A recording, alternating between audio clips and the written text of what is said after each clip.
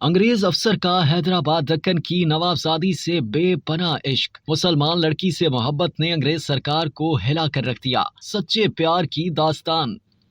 1707 में औरंगजेब का इंतकाल हुआ तो मुगलिया सल्तनत की इमारत धड़ाम से गिर पड़ी। सब राजे और नवाब आजाद हो गए। हिंदुस्तान से मरकजियत खत्म हो गई। मुल्क सैकड़ों छोटी बड़ी रियासतों में तकसीम हो गया। यूरोपीय अक़वाम ने हिंदुस्तान का रुख कर लिया था। कलकत्ता, मद्रास, बम्बई में उन्होंने तिजारती कोठियां कायम कर ली। कोठियों की हिफाजत के लिए फौज भर्ती कर ली। कलकत्ता में अंग्रेजों की तिजारती कोठी का इंचार्ज रॉबर्ट क्लाइव था। उसने बंगाल के नालायक नवाब सिराजुद्दौला को शिकस्त फाश देकर हिंदुस्तान पर बरतानवी कब्जे का दरवाजा खोल दिया। अंग्रेज फौज 5000 और सिराजुद्दौला की फौज 50,000 थी। सिराजुद्दौला शिकस्त खाकर भागा तो उसे मीर जाफर के सिपाहियों ने ढूंढ निकाला और तशद्दुद करके हलाक कर दिया। 1799 में अंग्रेजों ने अपने सबसे बड़े और लायक दुश्मन टीपू सुल्तान को भी हरा दिया। अब अंग्रेजों का सूरज निस्फ़ निहार पर पहुंच गया। उस वक्त हैदराबाद दक्कन एक बड़ी रियासत थी। हुक्मरानों को निजाम कहा जाता था। अंग्रेजों ने हैदराबाद में भी अपने पंजे गाड़ लिए। टीपू सुल्तान की शिकस्त में निजाम का बड़ा हिस्सा था। तारीखी किताब व्हाइट मुगल्स के मुताबिक हैदराबाद दरबार में अंग्रेज नुमाइंदा मौजूद था जिसका नाम जेम्स क्रिक पैट्रिक था। ये इसी की दास्तान है। उस वक्त अंग्रेज जनरल का नाम विल्जे था जो कलकत्ता में रहता था। मद्रास के गवर्नर का नाम क्लाइव था जो रॉबर्ट क्लाइव का बेटा था। गवर्नर का महल 75 एकड़ जमीन पर बना हुआ था। 7 नवंबर 1801 के दिन 2 पुरस्कार बंदों को महल के अंदर बड़ी शरारत के साथ दाखिल कराया गया। ये 2 अंग्रेज फौजी अफसर थे और हैदराबाद आए थे। गवर्नर जनरल लॉर्ड विल्जे को हैदराबाद के रेजिडेंट जेम्स क्रिक पैट्रिक के खिलाफ कुछ शिकायत मिली थी। गवर्नर जनरल ने इंक्वायरी का हुक्म दिया था। ये दोनों अफसर इस सिलसिले में हैदराबाद से मद्रास बुलवाए गए थे। मद्रास के गवर्नर क्लाइव ने दोनों को कसम देकर पूछा,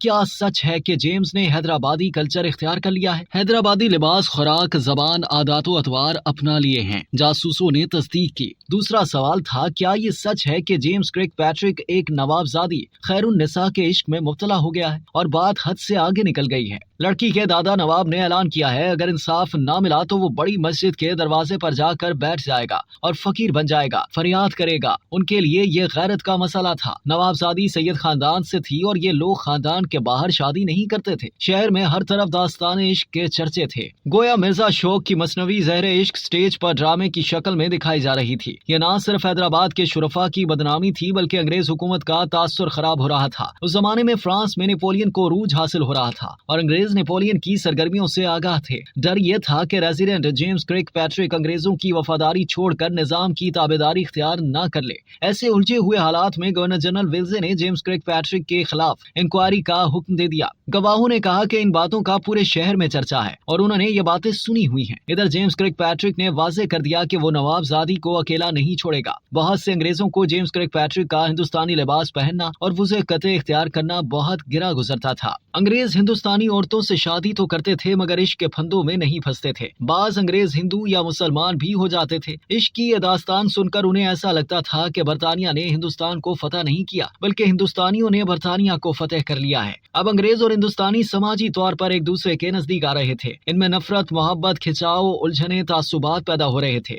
यूरोपियन इंडियन शादियां आम हो रही थी। इससे पहले भी बैरूनी फौजें हिंदुस्तान आती रही थी लेकिन इस तरह की सूरत हाल कभी पैदा नहीं हुई थी। 1510 में पुर्तगालियों ने गोवा फतह किया तो पुर्तगाली कमांडर ने हुक्म दिया कि मफ्तूहीन की बेवाओं से शादी करो। उस वक्त हिंदुस्तानी औरतों को यूरोपीय औरतों से बेहतर उनके लिए पुराना लफ्ज मौर इस्तेमाल होता था। शादी के बाद इन मौर औरतों को ईसाई बना लिया जाता था मगर ये पुर्तगाली जोर ज्यादा अरसा बरकरार न रह सका। 50 साल में हालात बदल गए। अब यूरोपियन लोग हिंदुस्तान के तौर तरीके, अदब आदाब, खुराक, लिबास अपनाने लगे। जहांगीर और शाहजहां के अहद में पुर्तगालियों का ये हाल हो गया कि वो गोवा को अपना वतन समझने लगे। उन्हें हिंदुस्तान की जिंदगी पुर्तगाल की जिंदगी से बेहतर लगने लगी। औरतों तक ने हिंदुस्तानी फैशन अपना लिए। डॉक्टरों ने हिंदुस्तानी तरीके इलाज अपना लिया। जब 2 कल्चर आपस में मिलते हैं तो एक दूसरे में नफूस किए बिना नहीं रह सकते। लेकिन शिद्दत पसंद पुर्तगाल इसकी मुखालफत में बड़े सख्त थे। उनका बस चलता तो वो लोगों को तब्दीली कल्चर पर सजा देते। ये आवारा वतन लोग एक कैंप से दूसरे कैंप में चले जाने को मसलहत समझते। ये तो यूरोप से किस्मत आजमाई के लिए आए थे। अंग्रेज इन आवारा गर्दों को अच्छी नजरों से नहीं देखते थे। जहाँ तक विलियम क्रिक पैट्रिक के इश्क का ताल्लुक है वो सच्चा आशिक निकला। नवाबजादी खैरुन्निसा से उनके 2 बच्चे पैदा हुए, एक बेटा और एक बेटी। बेटे का नाम विलियम जॉर्ज रखा गया मगर हैदराबाद में इसे मीर गुलाम अली साहब आलम कहा गया। ये बचपन में माजूर हो गया और 27 बरस की उम्र में इंतकाल कर गया। बेटी का नाम कैथरीन रखा गया। हैदराबादी नाम नूरुन्निसा साहिब बेगम था। जब बड़ी हुई तो एक अंग्रेज कप्तान से शादी हुई और 87 बरस की उम्र में इंतकाल हो गया।